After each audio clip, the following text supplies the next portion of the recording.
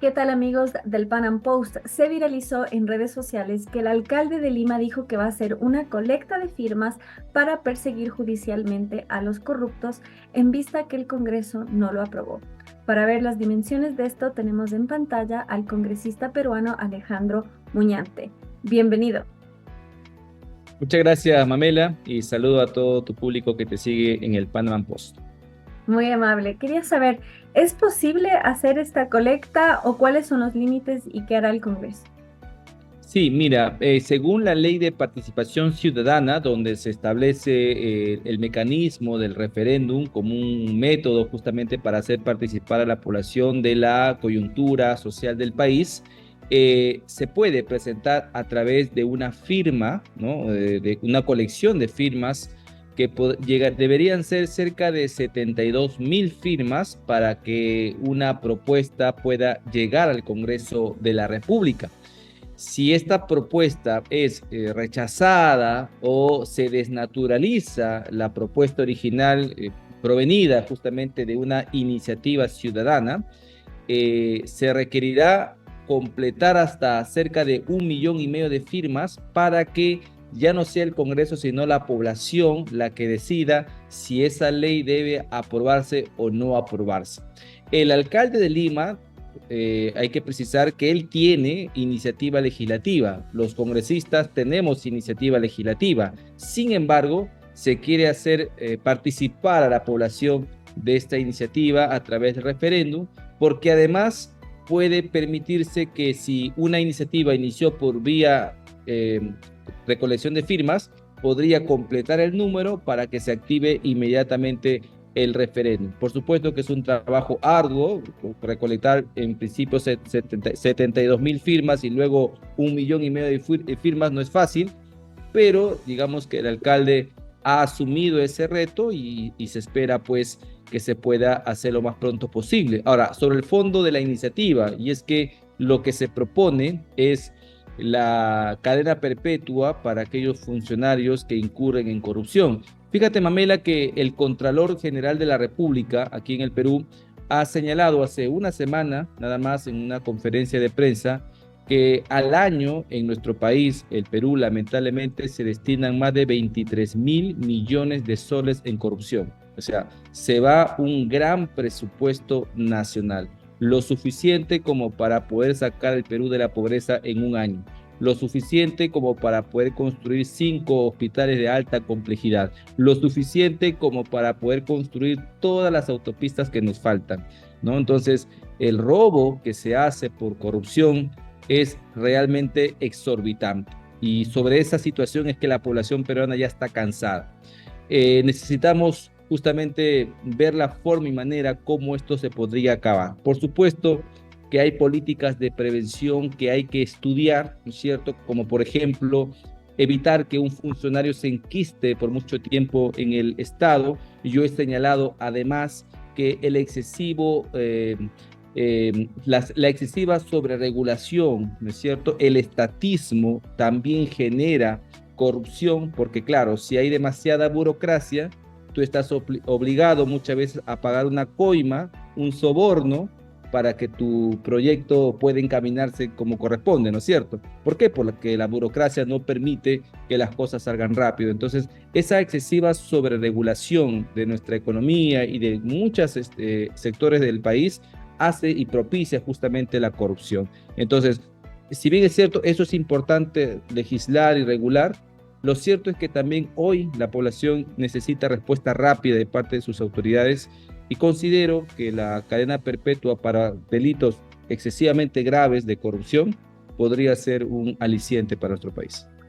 Muchas gracias por esa aclaración. Ahora, nos encantaría saber por qué no fue aprobado ya a nivel Congreso, pero Mm, antes de indagar sobre eso, sé que usted presentó una acción en defensa de la objeción de conciencia. ¿A qué mm. aplica y por qué es necesario? Sí, en una anterior oportunidad, el proyecto de cadena perpetua para funcionarios corruptos no se aprobó en el Congreso porque justamente se trató de revisar alguna jurisprudencia diciendo que era demasiado desproporcional la cadena perpetua.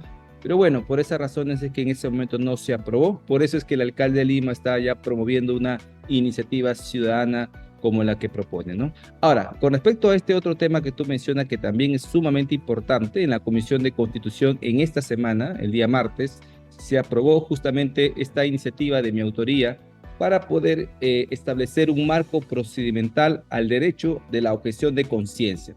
En nuestra legislación peruana, la objeción de conciencia existe desde hace 10 años, pero solamente como concepto, mas no se ha desarrollado un procedimiento. ¿Cómo es que yo voy a materializar ese derecho? No existe. Ninguna entidad pública ha dispuesto un procedimiento para los objetores de conciencia.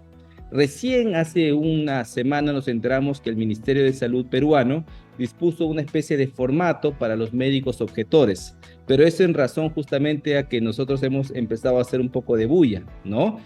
Sin embargo, ya formalmente hemos presentado la iniciativa y esta fue aprobada con amplia mayoría en la Comisión de Constitución y Reglamento del Congreso y está expedito el dictamen para pasar al Pleno del Congreso. Si esto se llegara a aprobar, sería realmente, Mamela, una ley novedosa en el mundo, porque podría replicarse en muchos países, ya que no tenemos en estos momentos los ciudadanos, al menos en el Perú, una herramienta, un mecanismo que nos proteja, por ejemplo, de imposiciones estatales como el aborto, la ideología de género, la identidad de género, la eutanasia, etcétera, etcétera. Si bien es cierto, el Perú es uno de los países que ha librado fuerte batalla contra estas ideologías, no tenemos, por ejemplo, leyes de abortos por causales, no tenemos matrimonio igualitario, no tenemos ley de identidad de género, no tenemos ley de eutanasia, pero están entrando por otras vías, ¿no es cierto? Están entrando a través del Poder Judicial. Por ejemplo, ya se aprobó la eutanasia de una señora, Ana Estrada, en nuestro país por vía judicial. Está entrando el progresismo, el oficial de la igualdad, o entiéndase, policía de pensamiento, a través del Ministerio de la Mujer. Por esos medios están entrando. Entonces, frente a esas imposiciones estatales, porque claro, el progresismo es enteramente estatista, necesitamos que los ciudadanos de manera particular puedan tener una herramienta para defenderse de esa imposición. Entonces, agradezco al Congreso y espero que esto pueda seguirse aprobando ya en la instancia final, que es el Pleno del Congreso. Hablando de instancias, tengo entendido que Perú está en un proceso para volver a ser bicameral. Esto es muy importante porque los países que ya han sufrido el socialismo del siglo XXI ya no tienen Congreso, sino una Asamblea Nacional. Entonces vemos que en un carácter progresivo justamente se van pisoteando las instituciones, y en el caso de Perú ya no tiene este sistema bicameral que, por ejemplo, sí hay en Estados Unidos, en Argentina, que tienen los representantes y los senadores. ¿Hacia dónde va y por qué es importante? Sí, mira, justo el día de ayer yo en mi participación en el Pleno del Congreso señalé un punto, un beneficio que así nomás no se estaba tratando sobre un sistema bicameral, y es que es un sistema bicameral es mucho más difícil de controlar que un Congreso unicameral. Por eso es que en países como Venezuela, por ejemplo, existe una especie de Congreso unicameral. ¿Por qué? Porque es más funcional a los dictadores. Si el Congreso es opositor, simplemente el dictador disuelve el Congreso y se acabó, ¿no es cierto? Entonces, un Congreso bicameral no sucedería eso, porque si el presidente decide disolver el Congreso de manera constitucional, solamente disolvería la Cámara de Diputados, más no la Cámara de Senadores, y el balance y el control de poderes se mantendría intacto. En este momento no sucede. En el año 2019 en el Perú se disolvió el Congreso y el presidente Vizcarra, que en ese momento estaba al frente, estuvo gobernando prácticamente solo durante cerca de 6 o 7 meses, hasta que se eligió un nuevo Congreso que después terminó vacándolo, ¿no es cierto? Pero en esos meses el señor Vizcarra emitió una serie de decretos de urgencia, que muchos de ellos fueron nefastos para nuestro país. ¿Por qué? Porque no había control. Ese es el peligro de tener un Congreso unicameral. Entonces nosotros hemos dicho, ya el Congreso unicameral en el Perú cumplió su función, cumplió su ciclo, ahora pasemos a un Congreso bicameral, como siempre ha sido la tradición histórica en nuestro país. Ahora, ¿por qué tuvimos en su momento un Congreso unicameral después que el señor Alberto Fujimori disolviera el Congreso en el año 92 y llamó a un Congreso constituyente unicameral? Porque en ese momento teníamos el terrorismo en ciernes, y teníamos una hiperinflación económica terrible, o sea, el Perú estaba completamente devastado. Entonces se necesitaba un Congreso mucho más ágil, ¿no? Un Congreso que responda inmediatamente a las necesidades del gobierno para poder justamente hacer frente a esa situación. Ya habiendo pasado esa etapa, ahora el Perú ya necesita un Congreso bicameral porque hoy en día los cuestionamientos que se hace al actual Congreso es en cuanto a la calidad de sus leyes y en cuanto a la representación que tiene. Entonces, por esa razón es que también ya se aprobó en segunda votación. Se trata de una reforma constitucional. El día de ayer se acaba de aprobar y esto empezaría ya a operar a partir del año 2026 cuando se realizan las nuevas elecciones generales. Muchísimas gracias por su tiempo. Si quiere dejar un mensaje de despedida sobre la importancia de resguardar la libertad y lo que sería, digamos, la institucionalidad.